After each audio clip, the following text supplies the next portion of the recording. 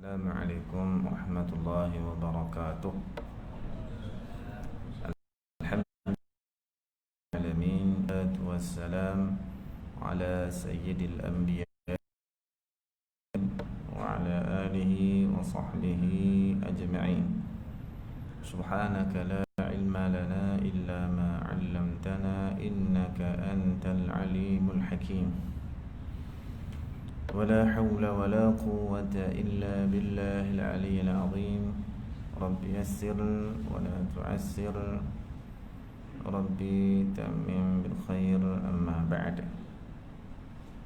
قال الله تبارك وتعالى يا أيها الذين آمنوا اتقوا الله ولتنظر نفس ما قدمت لغد واتقوا الله. Alhamdulillah, pertama sekali kita bersyukur pada Allah Subhanahu wa taala yang mengurniakan kepada kita nikmat iman dan Islam. Mudah-mudahan kita menjadi orang yang sentiasa dilimpahi rahmah dan dikurniakan keberkatan di samping pengampunan Allah Subhanahu wa taala. Mudah-mudahan kita bahagia hidup dunia dan akhirat insya-Allah. Muslimin muslimat yang dirahmati Allah Ta'ala, walaupun dalam suasana kita belenggu dengan musibah dan ujian dari Allah, tapi Alhamdulillah kita masih mampu untuk melaksanakan tanggungjawab kita terhadap Allah Subhanahu wa Ta'ala. Dan ini merupakan satu nikmat yang besar yang wajib kita syukuri berbanding tompek, termasuk daripada kalangan negara-negara Islam. Semua orang bimbang, semua orang takut kan? Mula-mula sekali Cina duk attack, Amerika duk attack, yang terbaru India pula duk attack. Juta orang kena penyakit ataupun virus tu. Alhamdulillah, walaupun masih belum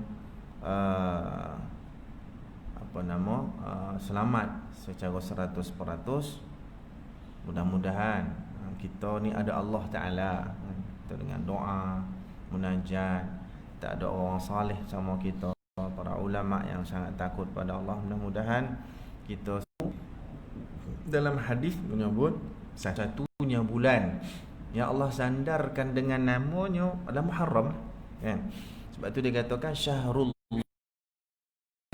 bulan Allah yang Muharram. Apa saja perkara yang disandarkan kepada Allah, itu semua akan jadi mulia.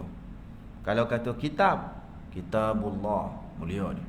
Rasul, Rasulullah, mulia dia. Baitun, Baitullah, mulia dia. Syahrun, Syahrullah. Jadi benda yang disembah pada Allah Ta'ala, disandar pada Allah Ta'ala, semuanya dia jadi mulia kan? Kalau Ramadan itu dia satu yang paling hebat lah, malam nama Lailatul Qadar, malam Al-Qadar. Kalau Zulhijjah satu hari yang mulia, hari Arafah. Kalau Muharram, hari yang ke-10 Ashura kan? Kalau Lailatul Qadar tak pasti malam berapa. Adalah pendapat kata malam 27, tapi macam mana pun tidak sepakat. Kalau katakan hari Arafah tu 9 Zulhijjah. Kalau Ashura 10 Muharram. Ini hari-hari yang hebatlah daripada satu persatu bulan tadi tu. Yang kita dianjurkan sebagai hukum sunat untuk berpuasa di siang kan? Itu Ashura. Selain daripada umum kita tahu elok bagus kita dulukan sehari Tasu'ah, ataupun kita kemudian kan tambah satu lagi 9 puya, 10 pun puasa, 11 pun puasa, Al-Hadi Ashar. Boleh. Dan yang paling sempurna sekali kata ulama, dengan kita tidak meninggalkan 3 hari yang kita puasa tadi 9, 10, 11, tambah dengan memperbanyakkan puasa pada hari-hari di bulan Ramadan, di bulan Muharram, seperti mana Rasulullah sallallahu alaihi wasallam. Kan? Itu di antara sikit tentang Ashura, Tasu'a dan seumpama, ya. Tuan-tuan boleh faham kan cakap saya ni kan? Macam blur nampak kan? Okey kan? Sini tak tahu lah kau cakap kelompu lah pula kan? Dia cakap ni 9 boleh faham tu okey lah. Acik-acik belakang tu kau nampak kan? Apa? Kau saju kau tak faham kau saya tak tahu. Kau menyaut dia rupa Baik. Ingat tak nyaut. Baik. Tuan-tuan, puan-puan, muslimin, muslimat rahmati Allah. Kita ni dikira macam majlis menyambut Muharram lah, hijrah ni kan. Bila cerita hijrah, berpuluh tahun dah rasa kita dengar ceramah hijrah. Rasa-rasa hafal daripada mula-mula Nabi keluar dengan siapa, sampai ke mana, apa dibuat Rasa-rasa banyak bondo yang kita maklum dah. Kan? Bahkan mungkin apa yang saya bakal sampai ni pun benda yang dah lama kat tuan-tuan tahu. Begitu setakat ingat mengingati, refresh balik. Wa dzakkir fa inna dzikra tanfa'ul mu'minin. Ingat mengingatilah sesama orang mukmin kerana dia sangat bermanfaat. Muslimin rahmati Allah. Ketika Nabi sallallahu alaihi wasallam daripada Makkah menuju ke Madinah, sesampainya Nabi sallallahu alaihi wasallam di Al-Madinatul Munawwarah, antara pesan dia yang popular disebut dalam hadis riwayat Imam Hakim rahimahullahu taala. Nabi kata apa? Ayyuhan nas, ni mula-mula Nabi sampai. Macam mana Nabi memikirkan untuk menyusun kehidupan penduduk Madinah yang tak jauh beza juga dengan Makkah, bercakap apa semua kan. Berapa orang bermusuh. Sebab tu di antara tindakan Nabi SAW bila masuk Madinah adalah dengan ada satu peristiwa muakhah, mempersaudarakan antara Muhajirin, Ansar, Nadir, Qainuqa dan sebagainya. Disampainya Nabi SAW di Madinah, Nabi kata apa? Ayyuhan nas, wahai manusia, afsus salam wa at'imut ta'am wasalu bil arham wa sallu bil laili wan nasu niyam tadkhulul jannata bisalam. Atau kama qala. Nabi SAW kata, wahai manusia semua penduduk Madinah, kan? Secara khusus Nabi sampaikan kepada orang-orang Islam yang menjadi pengikut dia. Wahai manusia, Nabi kata, afsus salam, sebarkan salam. Di antara senarai tadi tu, umpek tu, nombor 1, sebarkan salam. Nombor 2, at'imut ta'am, beri makan orang susah. Nombor 3, wasilul arham, sambungkan persaudaraan, sambungkan hubungan silaturrahim, sambungkan perasaan kasih sayang. Kemudian nombor 4, wasallu bil laili wan nasu niyam, bangkitlah kamu semayang waktu malam. Sallu bil lail, semayang waktu malam dalam keadaan orang lain tidur nyenyak. Penghujungnya apa natijah yang kita peroleh kemudian hari besok? Bukan teh dunia. Ada juga fadilat kebaikan disebutlah hadis tentang perkara-perkara disebut tadi ni. Tapi secara umum, keompek-ompek ni menitijahkan satu benda yang sama, tapi nu pula akhirat. Tadkhulul jannata bisalam. Dengan benda-benda yang mampu kau laksanakan masa hidup ni, yang ompek perkara ni, selain daripada kepentingan kebaikan yang banyak masa hidup ni, untuk melahirkan suatu kehidupan masyarakat yang baik, negara yang elok, akhirat masuk syurga dengan sejahtera, kata dia. Masuk syurga dengan selamat. Ini di antara kosan selepas Nabi bersusah-susah dalam urusan dakwah di Makkah, bersusah-susah menempuh ujian ketika berpindah hijrah daripada Makkah ke Madinah. Perintah Allah, bukan pelarian. Perintah Allah Subhanahu wa taala. atas wahyu yang Allah Ta'ala beri kepada dia. Kan? Tu kalau cerita tu daripada mula nak keluar tu macam mana Nabi SAW telah pun diplan. Dia apa? Diplan, dirancang. Baca campur Melayu ni orang putih. Dirancang, perancangan orang-orang kafir nak bunuh Nabi SAW. Kan? Bunuh. Dia mesyuarat tu bila? Dia mesyuarat hari Khamis pagi. Dia buat benda tu Khamis malam. Ni, sampai hari ni orang kafir macam tu. Kalau macam mana nak meruntuhkan orang Islam, nak menjahanamkan orang Islam, tuan-tuan tengok, dia buat mana pun dah lambat. Dia nak buat sab jalan, nak kita bertetangguh sampai tak jadi. Kau jadi boleh tahan. Kesilapan kita banyak situ. Sampai hari ni, terutama orang Yahudi, sejarah macam tu pada dulu lagi. Kan? Nak menghancurkan orang Islam, satu dia bekerja sama betul. Kan? Mana corik pandai dia dari sini. Yang bengong-bengong dia tak kira. Yang corik pandai dari sini. Yang kaya-kaya sini. Yang hebat-hebat pakai itu pakai ini, dia lungguk oleh elok. Apa tak cukup duit, ambil. Kan? Dia bagi. Ni orang jahat, kan? Dia betul-betul berganding bahu ni. Orang kafir yang musuh Islam, dia tak kisah kau daripada mana? India, mai sini. Kau daripada mana? Cina, mai sini. Kau daripada mereka, mai sini. Dia lungguk aja. Kan? Kita bercakap. Ni bercakap lari pula buat parti baru pula silap.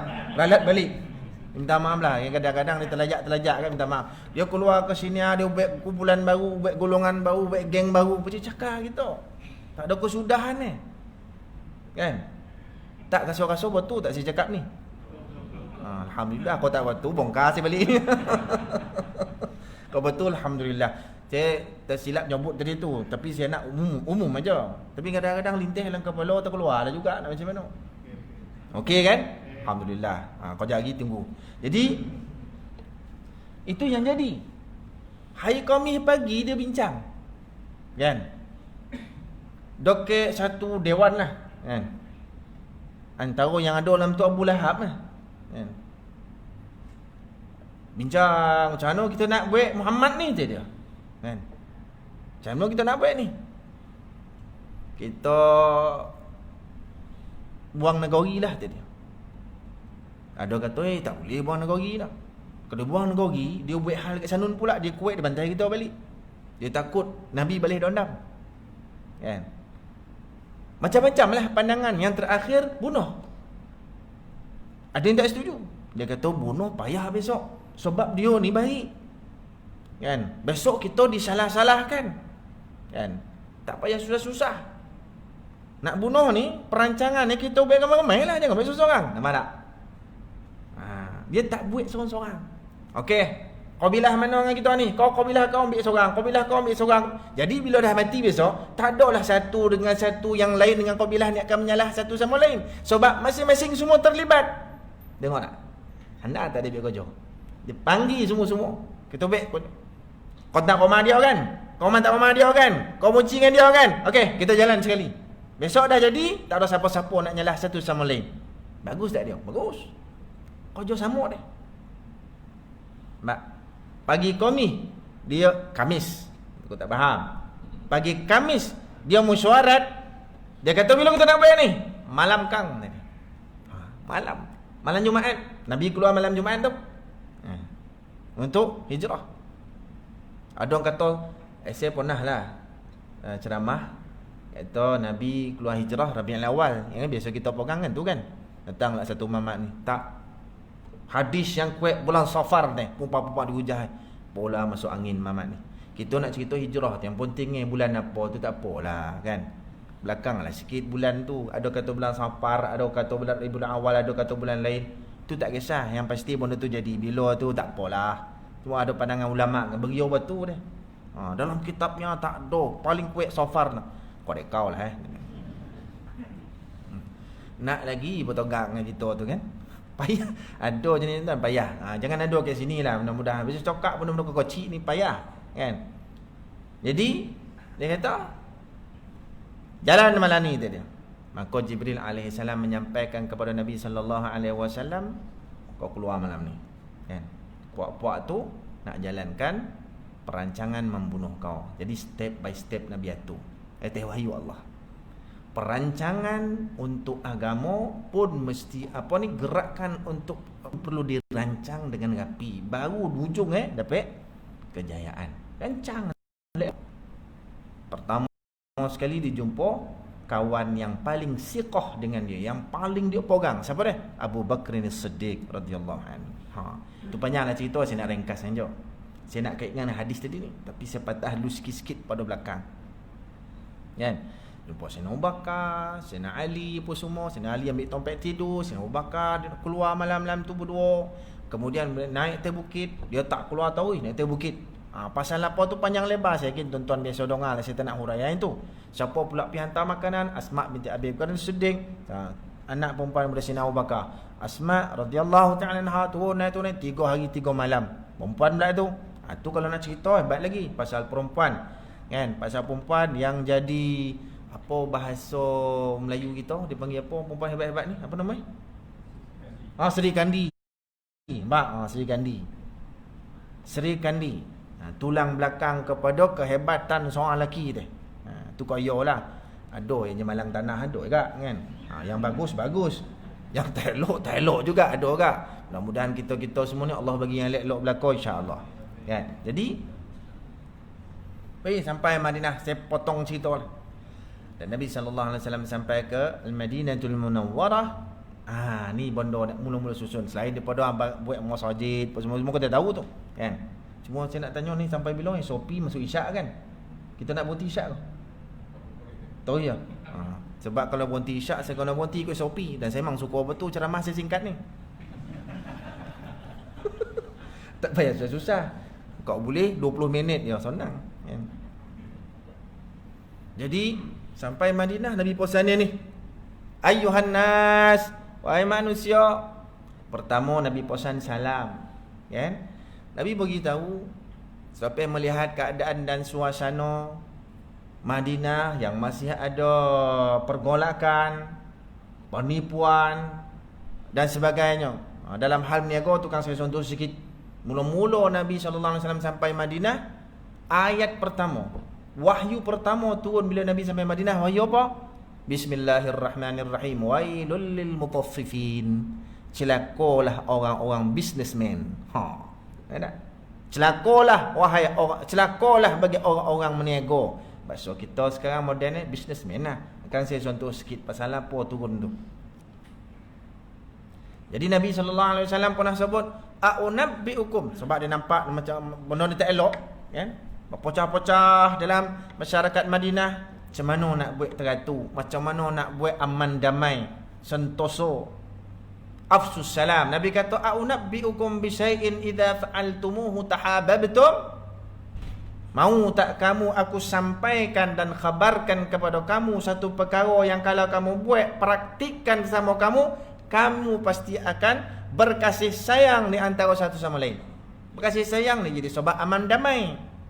Dia bermusuh, dongki menoki itu yang jadi masalah, baca cakap, bergaduh-gaduh, berapa orang pun maun.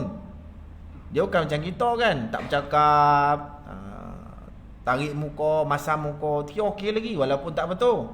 Sana tak, kira buat keluar parang macam tu je. Orang-orang Arab kan dulu kan gane kan. Berapa orang berbunuh-bunuhan. Nabi kata berkasih sayang lah dengan apa? Afsus salam. Assalamualaikum. Nabi SAW sebelah hadis. Nabi kalau naik kuda, mula jumpa, Assalamualaikum, salam. Jalan sekali. Kemudian dipisahkan dengan sebatang pokok. Jumpa di depan, salam balik. Nampak? Baik pahala banyak. Dia mendoakan kita, kita mendoakan dia. Doa mendoakan satu sama lain. Tak ke bagus? Kan? Salam sejahtera atas kamu. Dia pun jawab, yo, ke atas kau pun sejahtera juga. Kan elok? Doa mendoakan. Sebab kita kadang-kadang tak apa faham salam tu apa. Dah jadi adat kebiasaan. Assalamualaikum, salam. Assalamualaikum, salam. Kan? Yang paling syok tengah ngokok tu, Assalamualaikum, Waalaikumsalam. Bagai garit rokok jawab salam. Kan? Tanggal dulu rokok dulu, kan? Cuma macam azan ni, pernah tengok orang tengah azan, jawab azan dia, jawab bagus. Tapi rokok tak mau tanggal. Allahu akbar. Allahu akbar. Jadi baik kau dah kau jauh buat itu kinyit mata sebelah biasanya. Asap tu kan naik kinyit mata Allahu akbar. Kan? Tu nama kalau belah ni 9 ni ke berapa tu? Tu tak semonggah kelaku tu. Jadi Rasulullah sallallahu alaihi wasallam pesan, assalamualaikum, penting tak pentingnya salam dalam semayang pun diwajibkan, menjadi salah satu daripada rukun. Kadang kita tak perasan. Dalam semayang dijadikan rukun. Dalam semayang kalau tak buat, batal semayang kita. Tak diterima oleh Allah Ta'ala. Assalamualaikum warahmatullahi. Assalamualaikum warahmatullahi. Sebiji macam salam yang dianjurkan bila kita jumpa satu sama lain dengan saudara Islam kita. Mana? Salam. Yang susah kita nak beri salam pasal apa?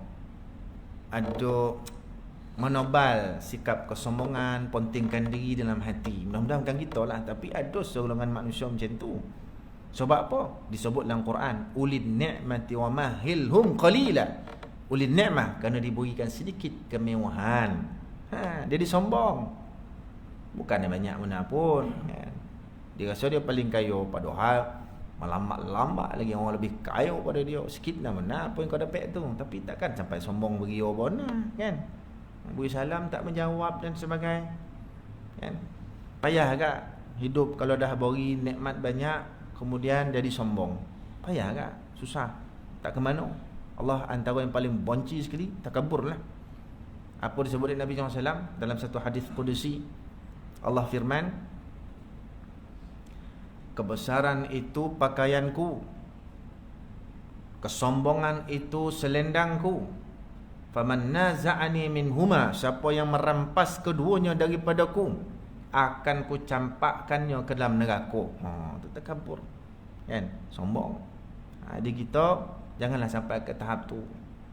Kerana ujian kesenangan itu jauh lebih baik daripada ujian kemiskinan.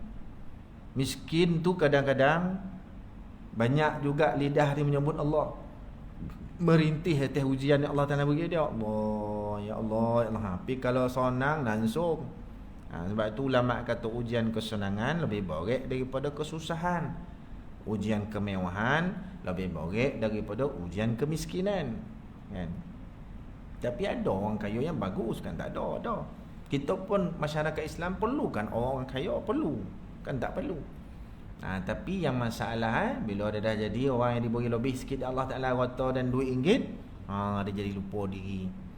Dia rasa macam dunia ni dia punya.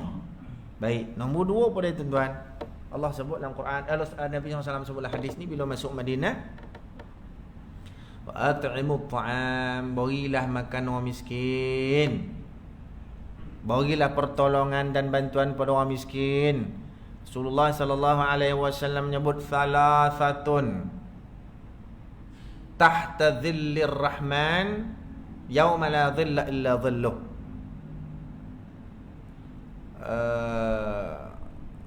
Man farraja an makrubin min ummati wa man ahya sunnati wa man akthara as-salata alayya atau kama qala.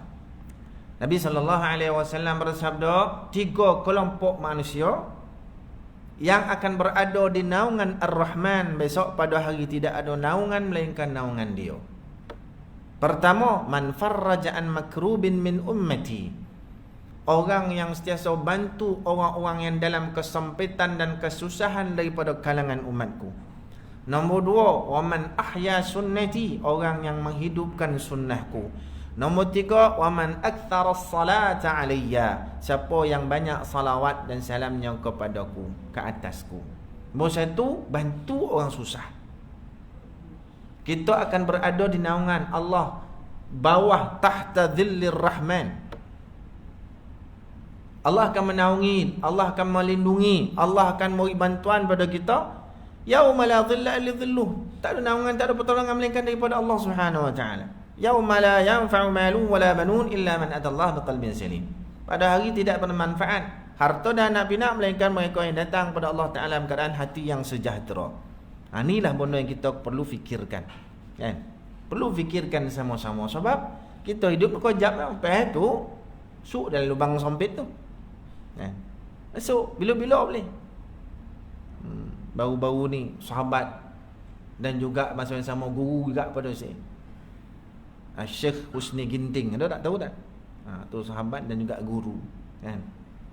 Dia muda pada saya ni, meninggal dunia muda, 40 ke 41 umur tapi orang alim lah, orang salih. Mudah-mudahan Tompek kembali daripada kelompok dengan kelompok orang-orang salih kan.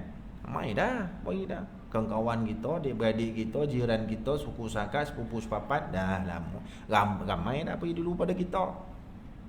Tapi kita masih diberi ruang dan peluang dari Allah Subhanahu Wa Taala. Yang tuan-tuan buat ni bagus dah. Yang cuma saya kongsikan jugalah perkataan para ulama berdasarkan kepada hadis-hadis Nabi sallallahu alaihi wasallam.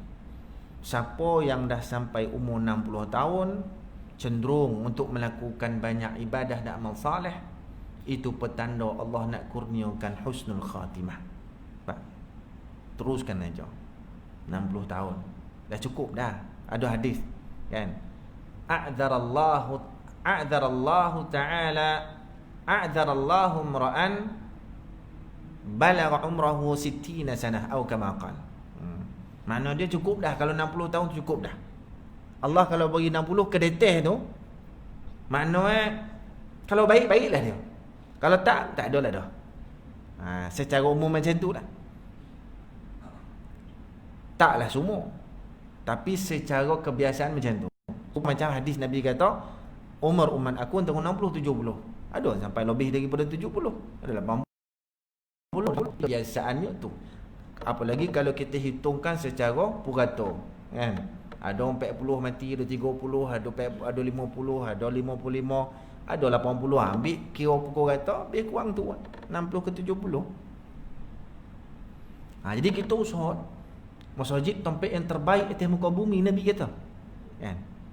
Termasuk surau lah, kira rumah Allah kan, paling baik atas muka bumi. Kono pula dalam keadaan hari ni rasa-rasa tak ada lah surau masjid yang tak selesa. Macam ni lambut dia pijak kapit, tenggelam kaki dengan ekon mengalatuk soju, buka habis-habis semua ni kan. Ada Tompek tu dah lah ekon dia buka habis-habis, siap buka kipis lagi, saya tak tahulah kulit atau macam mana. Panis macam mana tak tahulah. Ni okey lagi kipis tutup ni. Saya daripada tadi gesek kaki ni tuan-tuan tak nampak ni. Gosok kaki dah soju pun. Tak apalah. Nampak tak? Ini memang dahlah Tompek tu Tompek paling mulia di sisi Allah. Khairul biqa'i fil ardi masajiduha wa syarruha aswaquha. Tompek yang paling mulia atas muka bumi adalah masjid-masjid. Paling buruk pasar-pasarnya, kata Nabi. Jadi kita memilih Tompek ni untuk duduk dan ambil bahagian daripada kebaikan tu dah terbaik dah. Dalam Quran Allah Subhanahu wa taala sebut, innama ya'muru masajidallah man amana billah wal yawmil akhir wa qama shalah wa lam yakhsha illa Allah.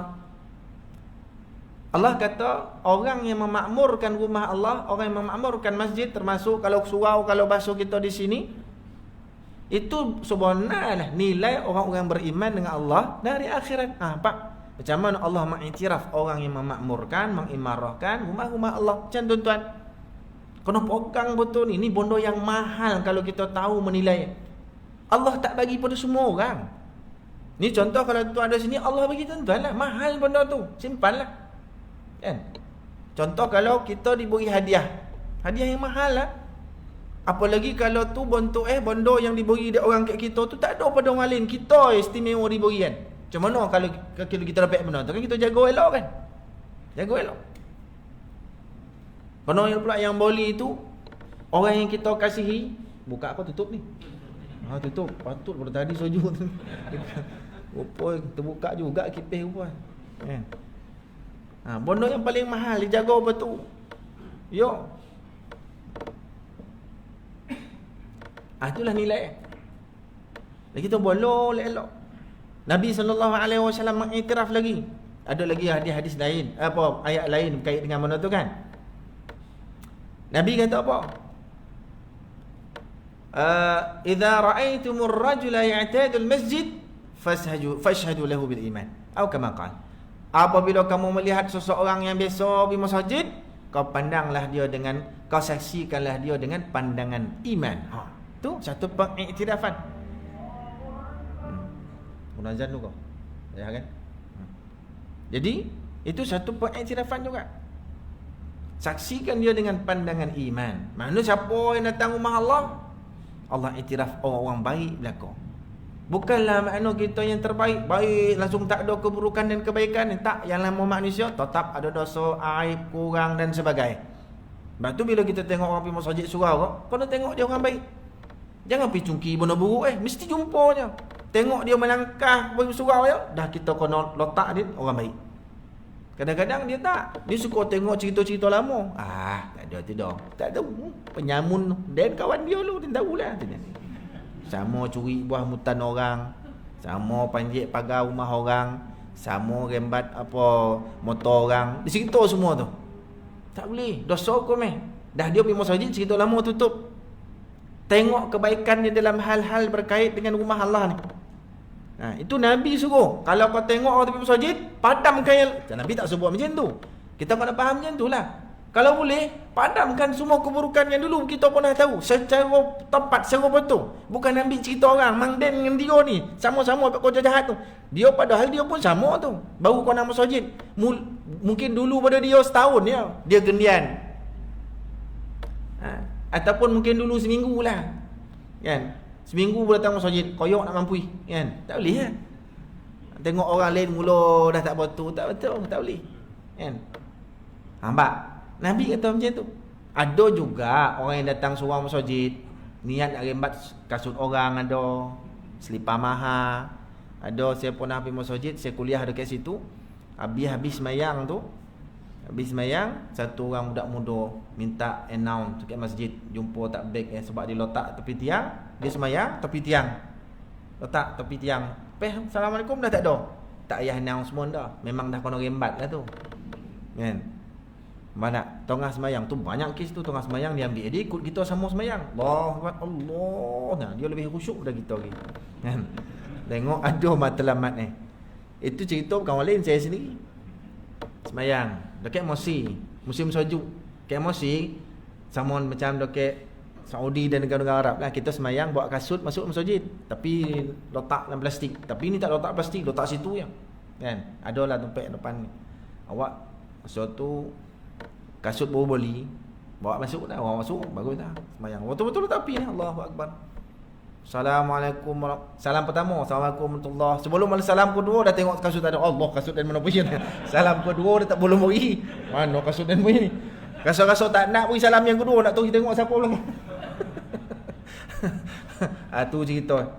Kan? Salah.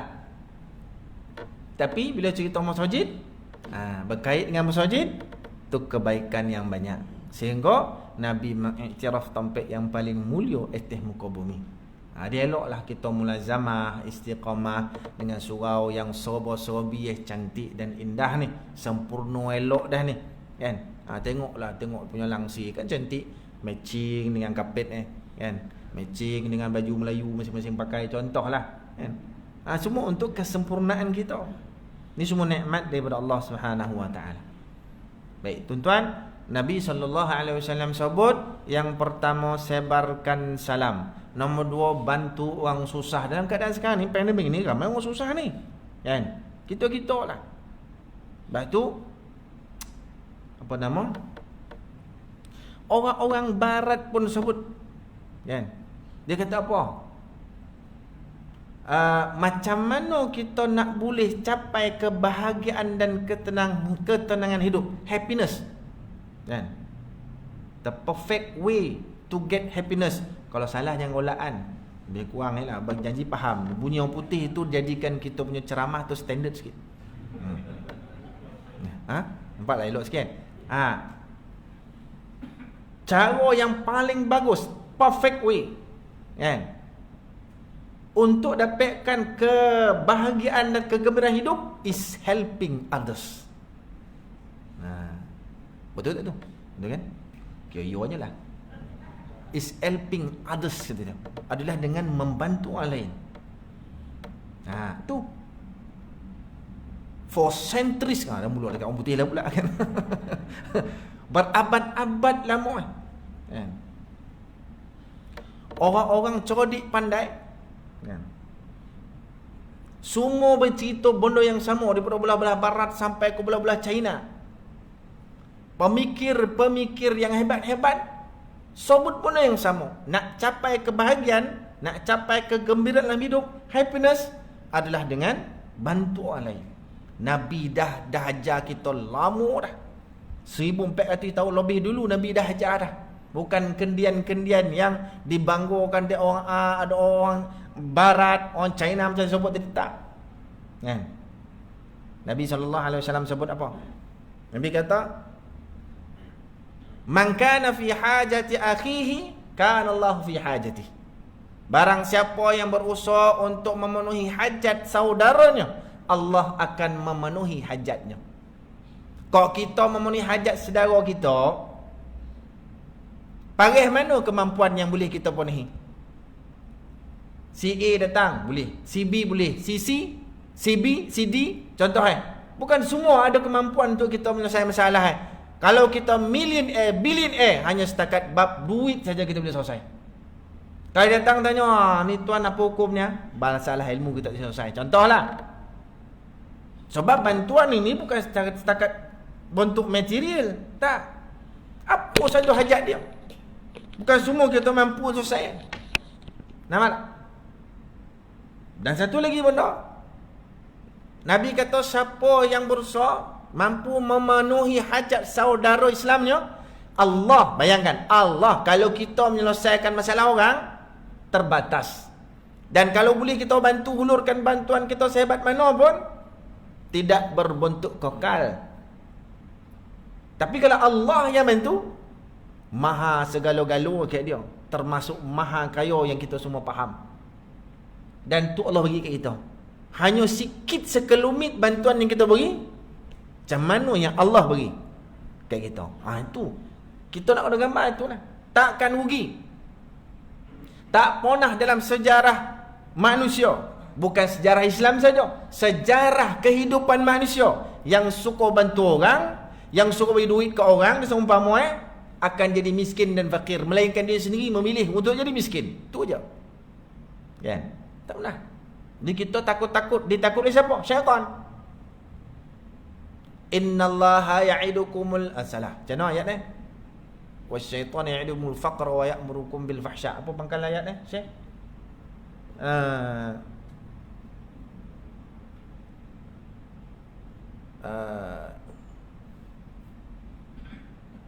Apa lah pangkal ayat lupa tu tengah. Siapa Hafiz ke sini? Hafiz Hafiz kau, saya tak boleh, saya hapus.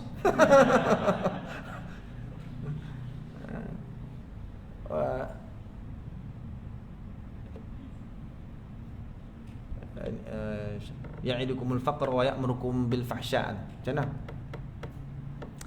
Cerita dia Allah Ta'ala menjanjikan syurga. Cerita ayat ni berkaitan dengan nafaqah. Wa anfiqu mimma razaqnakum wa anfiqu min tayyibati ma razaqnakum. Kan? Ini cerita tentang nafaqah. Penghujung ayat tu dia muka surat sebelah kanan bawah tu. Bawah sekali. Muka surat dia tahu, ayat hilang. Kan? Jadi macam mana? Wallahu ya'idukum apa? Wallahu ya'idukum maghfiratan wa fadla. Minhu wa fadla. Ayat tu asy-syaitanu ya'idukumul faqra wa ya'murukum bil fahsya wallahu ya'idukum minhu wallahu ya'idukum maghfiratan minhu wa fadla. Betul? Alhamdulillah. Sebaik dia pun lama nak mikir tu. Pada tadi dia raun kotak komputer mana ayat ini tu kan. Tak apalah. Alhamdulillah lah, hebatlah tu. Terima kasih banyak kan. Jadi Allah kata asy-syaitan, ni ayat ni berkaitan dengan nafaqah. Mana? Bila ayat nafaqah atas cerita tu, Allah bagi kesimpulan kat bawah tentang nafaqah di cerita tu, bawah kesimpulan ni. Apa dia? Kesimpulan ni, asy-syaitanu ya'idukumul faqr. Pasal apa Allah sentuh setan lupa Allah sentuh dia? Asy-syaitanu ya'idukumul faqra wa ya'murukum bil fahsya. Syaitan sungguh-sungguhnya menjanjikan kefakiran kepada kamu dan sentiasa perintah kamu buat benda-benda buruk dan tak elok. Ayat ni Dia datang cerita tentang nafkah. Bawah tu dia cerita pasal apa? Bila kita nak sedekah, nak bantu orang, nak keluar duit, nak keluar harta, nak keluar sebahagian daripada nikmat Allah kurniakan kita, syaitan datang bisik, rugi dia. Kan? Kau nak suruh nanti dah kau. Kau contoh ni, kau ada 100. Nak tolong kawan tu, dia perlukan RM70. 70 tu teh. Syaitan datang 70 tu. Lebih pada separuh. Kau nak bagi pun RM5 dah lah. Tak mau ngak tak apa dia tu tadi. Didatangkan segala bisikan tak elok. Habis duit kau tadi. Masjid contoh surau nak upgrade. Ni ruang ni kocik. Pasal lepas PKP ni penuh ni, kan? Penuh. Sampai contohlah. Jadi tidak tahu. Ni nak upgrade sampai keluar tu. Tu tambah sikit dia tu kita nak buat macam ni contohlah. Sampai dalam siap aircon. Berapa jumlah dalam 300,000? Dia punya duit, contohlah dalam bank ada 50 juta. Nak bagi 300,000 daripada 50 juta, tak nyonyeh. Nyonyeh tu tak nyonyeh? Tak luak tu deh. Mana boleh keluar tak nyonyeh tu kan? tak apalah, yang penting faham je kan. Tak luak duit ke dah? Tak luak. Tapi datang setan. 300,000 tu banyak tu baik tu dia. Ya tu, cancang boleh buat. Kau bagi 10,000 pun okey dah tu. Banyak dah tu. Bagi pengurusi datang jumpa kau, mau kasih 3 kali ulang satu tu. 10,000. Ada 50 juta ni. Itu kemudian nak lagi tak ada dah, bagilah. Allah dah bagi rezeki dah 50 juta. 300,000 berbenah. Tu datang bisikan malaikat, contohlah kan. Bisikan hati yang elok. Datang syaitan lagi dibisik Kau tahu tak? Taman ni bukan kau seorang yang berduit dah. Kau tahu tak Haji Leman tu? Tu 10 juta. Kalau kau bagi 50,000, dia boleh bagi 100,000. Dah okey dah. Ramai. Tu Leman lagi. Tu Hamzah lagi. Contohlah. Tu Ahmad lagi. Tu semua orang kaya tu kau seorang je dah. Semua bisikan-bisikan supaya kita jadi bakhil. Sebab itu Allah Taala sebut wala yahsabanna alladhina yabkhaluna bima atahumullah min fadlihi huwa khairul lahum bal huwa syarrul lahum. Itu tak ayat tu. Wala yahsaban kau tahsan wala yahsabanna alladhina yabkhaluna bima atahumullah min fadlihi huwa khairul lahum bal huwa syarrul lahum. Janganlah orang-orang yang bakhil untuk mengeluarkan harta jalan Allah Taala merasakan itu baik bagi dia. Mana perangai bakhil tu baik? Apa maksud baik? Dia tak perlu keluar duit, mana safe. Tak perlu keluar duit. Jadi hak dia kalau dia keluar 10,000 kan pergi zanun. 10,000 ni macam boleh buat ni. Tu maksudnya. Jangan fikir itu baik bagi kamu. Bahkan buruk bagi kamu. Apa buruk sayutawaquna ma bakhilu bihi yaumal qiyamah. Harta bondo kau yang banyak itu akan membolongku kau balik besok di akhirat. Tu buruk kan? Tu kita takut tu. Jadi kalau ada apa semua selalu aja tuan. Selalu aja. Macam-macam tompek dia selalu. Tapi yang saya nak sebut tadi pada hadis yang diperingatkan Nabi SAW tadi ni, bantu orang susah. Duit kita ni selalulah ke situ. Dan kita tidak akan rugi. Bahkan kita akan dapat ketenangan dalam hidup. Bukan setakat dunia. Akhirat pula Allah Ta'ala beri. Apa kata Nabi SAW dalam hadis yang sahih? Man farraja'an mu'minin kurbatan min kurabid dunya farrajallahu anhu kurbatan min kurabi yaumil qiyamah. Atau kama qala.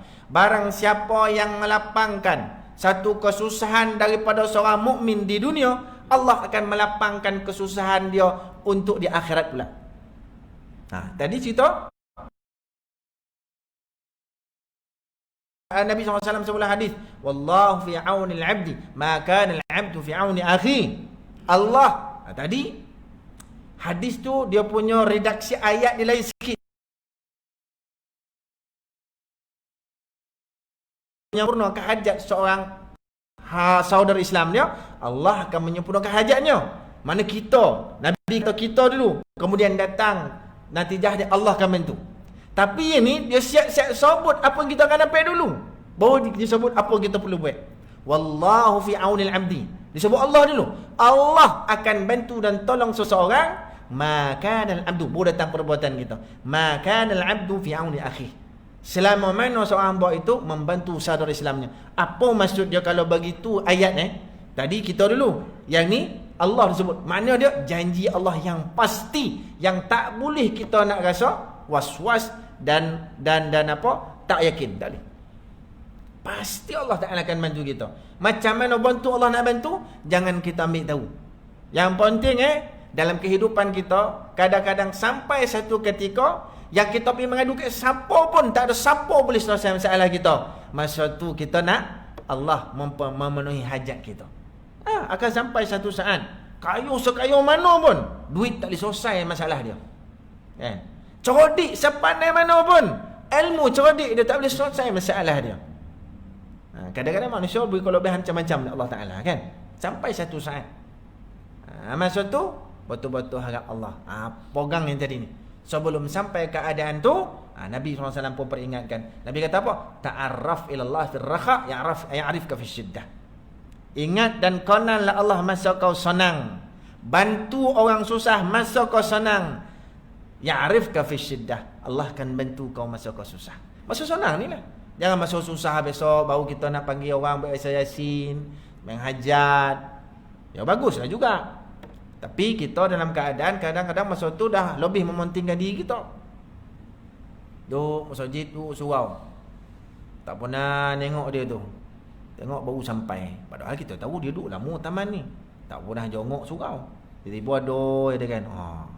Cuba tengok 2-3 orang lepas tu. Datang jumpa imam minta baca Yasin ke rumah Siapa-siapa hilang ke apa kok. Biasa jadi macam tu. Bukanlah semua. Tuan-tuan janganlah bila datang tengok orang baru, tu tak lama macam Yasin tu, ustaz dah khabar dah. Tak, kan? Jadi sikap kita lah. Jangan buat macam tu. Sikap kita jangan selalu beri markah ke orang. Kita jangan selalu nak kata-kata orang, tak. Maksud sebut tadi ni supaya kita sini-sini muhasabah lah. Jangan buat panggil macam tu. Tapi saya akan tidak lah. Tuan-tuan memang dah kaki masjid surau dah. Alhamdulillah. Tak apalah, teruskan saja. Bahkan hadis kata, kalau tuan-tuan menuju ke surau masjid terlalu banyak tuan-tuan. Terlalu banyak. Nak sebut kebaikan yang saya ingat ni pun sikit-sikit dia. Kalau belajar lebih banyak lagi. Tuan-tuan datang ke surau ni, keluar daripada rumah, setiap langkah dapat 3 benda. Dia hapuskan 1 dosa. Setiap 1 langkah, hapus 1 dosa, ditulis 1 pahala, diangkat 1 darajat. Zahiban wa raji'a. Pergi balik. Bukan pergi saja, bukan balik saja, pergi balik. Tukang tu tanya kau naik motor macam mana kira? Tu saya tanya lah datang masjid dulu. Kan? Kau nak pergi naik kereta macam mana kira? Tu ya. Itu mana dia buka tak ikhlas lah tu kan, ataupun tak ada tu dah bungkus macam tu. Dia tak kisah, dia asal kita datang masjid tu adalah kebaikan Allah tak peruntuk pada kita. Yang kata tulis kebaikan tentulah ada. Hapus ke apa nama dosa ada, naik darjah ada. Berapa tahun dah buat benda tu. Banyak tak kita kumpul kebaikan nak buat bokar masuk dalam lubang sempit tu. InsyaAllah lah. Kan? Saya pernah ceramah satu tempat. Habis-habis ceramah, semayang sunat. Masa semayang sunat, saya ingat lagi ke ujung sudut macam ni lah. Kan? Dia sudut sekali, ujung sekali. Dia semayang sunat, robah, meninggal. Kan? Bukanlah semestinya siapa duduk sudut tu meninggal dah. Dah comel pula tu haji kan. Ada seorang duduk sini nampak kan. Tak. Steady haji tak ada apa kan. Jadi duduk sujung kan. Semayang tengah berdiri ni, tak habis semayang ni. Dia robah meninggal. Tu saya tengok sendiri tu. Kan? Tokan-tokan dada, lama agaklah, dah lebih kurang 15 minit kan. Orang pakar-pakar pergi, kebetulan dogak dalam jemaah tu doktor, dia buatlah. Apa nama yang tokan-tokan dada, tiup-tiup. Balun lah, saya pun tak reti tu dah kan. Tokan dada, akhir tak ada. Itu syahid nama kan. Tengah semayang di rumah Allah kan. Itu nak tu tolong husnul khatimah. Tu dah. Yo. Tuan-tuan bayangkan dia masuk kubur macam mana? Kan? Kita yakin alam kubur itu ada. Kita yakin alam barzakh itu ada. Kita tengok pula kematian-kematian yang cantik macam tu. Tak kau terlintas ke hati kita. Kalau tak tengok pun kita mendengar-dengar cerita macam tu kan. Tak kau terhati hati kita dapat matinya tu. Sebab kita yakin ada satu lagi hidup yang lebih hebat, lebih besar lagi. Tuan-tuan tahu tak, dalam kubur tu lebih hebat daripada dunia yang kita diami sekarang ni. Walaupun mata kita secara zahir tengok tu lubang sempit, tapi dia satu alam yang lebih luas daripada ni bagi orang mukmin secara khusus. Dalam hadis ada mengatakan seorang mukmin dimasukkan dalam kubur, diluaskan oleh Allah Ta'ala akan kuburnya maddal basar, sejauh mata memandang. Sejauh mata memandang, maddal basar ni contoh macam tuan-tuan duduk tengah-tengah laut, tak nampak pantai, tak nampak tobing. Macam mana tu? Luas betul. Macam mana? Ya nak alam. Namanya alam, satu alam. Sempit tu. Tak, tuan-tuan fikir sebelum kita keluar dunia yang luas ni, kita duduk dunia apa? Alam apa nama? Alam rahim. Alam rahim pun sama mana? Perut omak dia. Alam nama tu. Tuan-tuan tahu tak? Bila keluar perut, besar lah. Alam ni daripada dalam perut saja. Mana? Bila kita alam dunia, kita akan masuk alam tu. Semua alam tu besar lagi. Masuk tak? Besar lagi. Tu kalau mukmin lah. Kalau jembalang, tompit lah. Kan? Kalau jenis perangai jembalang, sompit lah. Kalau ada hadis tu kan disompit ke sampai bertemu tulang-tulang. Apa namanya tulang apa ni? Tulang rusuk. Bertemu tulang rusuk ni. Disompit oleh Allah Ta'ala. Itu kita tak nak lah jadi orang macam tu. Kita nak sejasa diluas dari Allah Ta'ala. Kan? Diluas. Seorang ulama bernama Allahumma salli ala Muhammad. Siapa nama ulama hadis. Siapa nama dia bila ditanam masuk lupa pula nama.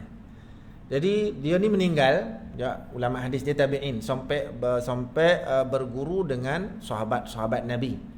Kan? Salah bukan. Dia berguru dengan Imam Malik tu sampai dengan sahabat.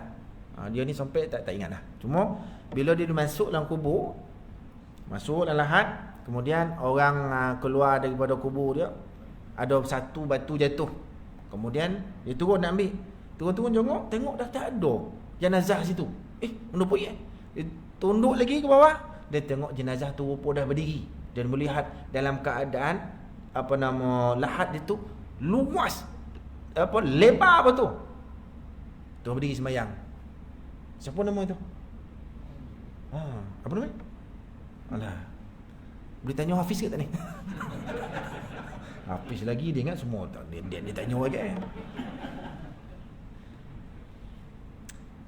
Tak apalah. Jadi itu pernah berlaku kepada dia bukan nabi, dia bukan apa, tapi dia wali Allah lah, yang ulama besar, tabi'in. Seluas-luas kubur itu. Kan? Jadi itu di antara keadaan-keadaan kemuliaan yang Allah Subhanahu wa taala pernah berikan kepada seseorang daripada kalangan umat Muhammad sallallahu alaihi wasallam. Baik, kita pergi yang ketiga, kita nak cepet sikit sebab dah pukul 9, kan. Yang ketiga apa namanya? Wasilul arham, sambungkan silaturrahim. Ini sangat penting dan Nabi mengancam. Nabi kata la yadkhulul jannata qati', tidak akan masuk syurga siapa-siapa pun yang memutuskan silaturrahim. Ini satu ancaman yang borek lah, kan? Kalau putus rahim tak masuk syurga. Bahkan ada disebutkan bahawa kita kalau berdoa, ada daripada kalangan yang sama-sama kita amin sama kita, ada jenis putus rahim dengan kita pun terhalang doa. Sama macam tu. Melibatkan keburukan pada orang lain sekali. Kan?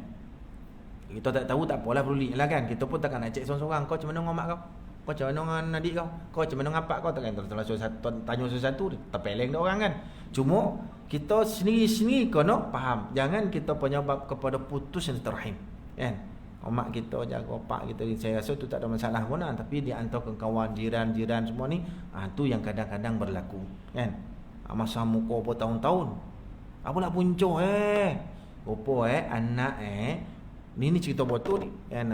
Pokok mangga buah jatuh pula rumah, anak ambil gambar budak bongi jiran sebelah tu, kan, ambil mangga tu. Mangga tu dah terjulur rumah kawan tu. Mangga yang jatuh ambil dia budak tu, kau marah. Habis tu daun-daun jatuh yang orang kena sapu, tak adalah kau tak tahu ya pula. Ni masalah orang kan. Jadi kalau kita tanam pokok mangga, sikitlah cerita pokok mangga kan. Kalau tanam pokok mangga, sebab kita ni hidup berjiran. Dia tak kisahlah pokok mangga, pokok jambu, pokok apa kau. Hidup berjiran ni kadang-kadang rumah tu kan berkampi. Apa? Bersambung. Rumah bersambung-sambung, rumah teres kan. Kalau macam tuan-tuan ramai ni tak tahulah, banglo banyak tak ada masalah. Yang rumah bersambung ni, rumah teres ni. Kalau tanam pokok, sebahagian pada pokok tu terjulur pergi rumah sebelah, kan? Yang terjulur sebelah tu jadi hak dia, bukan jadi hak kita. Kena faham tu. Dia boleh ambil tangga poti betul tu sambil bersiul dia. Tong, ambil. Kita ada sebelah tu. Tak dia boleh tak apa. Ni dan punya tu. Jangan kita punya benda tu hak dia. Kalau terjulur pergi rumah dia, tu jadi hak dia. Ingat dia. Kalau dia ambil, jangan kita marah. Kalau nak marah, kalau maksud dia kalau jatuh daun-daun koring, kita pergi sebelah, kita sapu. Bersihan. Jumpalah. Ada satu masalah, dia tanya saya, kan, rumah dia, siapa rumah dia macam tu?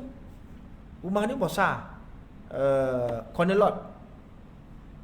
Tapi dia ni tak bawa kucing. Kucing malam-malam berak rumah dia. Rupa ada satu jiran dia bawa banyak kucing. Dia train kucing tu supaya jangan berak dalam rumah, berak luar rumah. Tak kisahlah mana pot kau nak berak, tapi jangan berak dalam rumah. Tengok pot pilih pot tu rumah dia. Sekali dia berak situ, dia akan ulang berak ke situ. Kan? Nak disemolih tak boleh makan. Kan? Kan? Nak ditondang apa kan? Macam mana nak buat? Tapi tu saya tengok dia siap beli pasir. Ni bagus orang macam ni tuan-tuan. Ni akhlak bagi saya baguslah. Beli pasir. Setiap kali dia letak pasir itu kan. Setiap kali kucing berak, dia sonang kaut buang. Kaut buang. Tapi hati bercakap, saya tak tahulah ada pahala atau tidak, dia tak tahulah kan. Tapi dia satu bagus dia tak pergilah seorang jiran dia tu, dia tak pergi menyorang jiran dia. Kau ni apalah apa babi maki hamun, tak ada. Kan? Situlah bagusnya. Tapi tang dia buat tu, dia beli pasir, dia letak tempat yang kucing lalu berak tu. Saya tengoklah pasir tu. Jadi bila dia berak ada kaut-kaut, tapi mulut dia cakap ni dia orang tak roti betul dia berjiran tu. Sebab tu saya simpulkan tak tahu lepas pahala kau tidak agak kan. Bila ngungkit-ngungkit macam tu kan. Tahulah. Tapi itulah kita. Jangan kita tahu bola kucing, berak kucing, kita baik tak tahu je. Kan? Itu sehingga akhirnya putus silaturahim. Ni bahaya. Kan? Masa-masa muka bukan pada orang yang pergi kaut berak kucing tu, ni. Yang bola kucing ni. Dia train dia kucing itu, elok pula kucing tu ikut kata tu. Kan? Tak berak dalam rumah dia, berak tempat lain. Tapi dia taklah suruh pergi berak rumah tertentu kan. Kau pergi berak rumah orang tuan. Kan? Contoh kan. Itu elok, jangan semoleh kucing, semoleh tuan. Kadang-kadang ada jonih yang tak faham bahasa hidup berjiran macam inilah tuan-tuan. Jumpa macam-macam jonih jiran kan. Tapi kita eloklah berlaku baik pada jiran yang lain. Sebab itu tuntutan daripada syarak. Tengok apa kata Nabi SAW. Man kana yu'minu billahi wal yawmil akhir. Siapa beriman dengan Allah dan hari akhirat, falyukrim jarah. Muliakan jirannya. Itu dapat pahala banyak. Bahkan dia berkait dengan masalah keimanan. Siapa beriman dengan Allah dan hari akhirat, muliakan jiran. Satu lagi, ancaman daripada Nabi SAW. Nabi kata apa? Wallahi la yu'min, wallahi la yu'min, wallahi la yu'min. Nabi ulang 3 kali. Demi Allah tidak beriman seorang itu. Sebab ulama kata tidak sempurna. Demi Allah tidak sempurna iman seorang itu. 3 kali Nabi ulang dengan sumpah. Man la ya'manu jaruhu bawa'iqah. Seseorang yang jirannya tidak pernah aman dengan keburukannya. Tu berak kucing tu benda yang buruk. Seseorang yang jirannya tidak aman dengan keburukannya. Nabi sumpah 3 kali tuan-tuan. Faham tak? Satu orang dia mengadu kat saya, sikit lagi. Lihat. Pak macam tak reda. Dia cerita dengan saya di depan rumah dia rumah tu kawasan rumah ada sebiji. Tak ada pagar.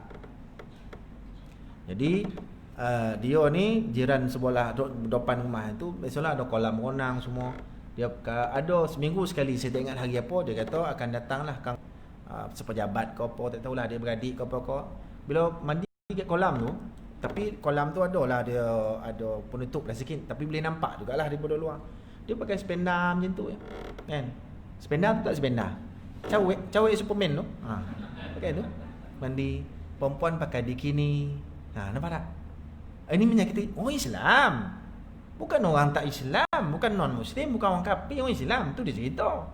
Kan? Macam mana tu ustaz? Jangan saya nak buat, jangan kau panggil saya masuk di tengah habis tu bahaya, kan? Kan? Dia kata jangan nak buat tu. Tapi ustaz, dia ni kalau ada majlis-majlis di surau tu sebelum tu saya ajar situ. Kan? Tu dia tanya.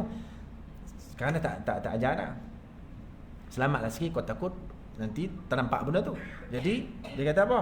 Kalau ada majlis surau, yang ni yang mandi pakai sepeda ni, dialah penyumbang yang terbanyak duit pada surau bila ada majlis surau. Sekali bayar ribu-ribu. Ya, dia orang kaya sampai hilir, sekali bagi ribu-ribu. Dan dia dikenal yang paling banyak menyumbang bila ada majlis di surau. Baguslah macam tu kan. Tapi macam mana? Kalau kita jadi orang macam tu, itu termasuk daripada orang yang kita tidak mengamankan jiran kita daripada keburukan kita. Macam tu. Tapi kebaikan ni mudah-mudahan Allah bagi hidayah lah ke dia kan. Tapi jangan macam tu. Contoh buka muzik dung-tang kita menyakiti jiran.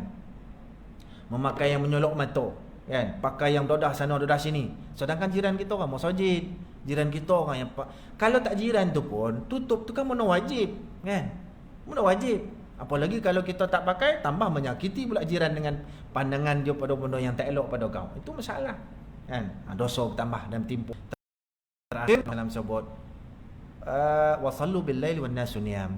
Sembahyang malam dalam keadaan orang semua tidur. Tuan-tuan semua tahu dah kebaikan daripada solat malam. Cuma saya simpulkan daripada satu hadis. Nabi SAW menyebut, alaikum biqiyamil lail. Hendaklah kamu selalu untuk bangkit malam sembahyang. Bukan bangkit malam terkencingnya doga, kan? Bangkit malam sembahyang dan buat amal-amal saleh yang lain macam Quran dan sebagainya. Pasal apa? Fa innahu da'bus salihin qablakum.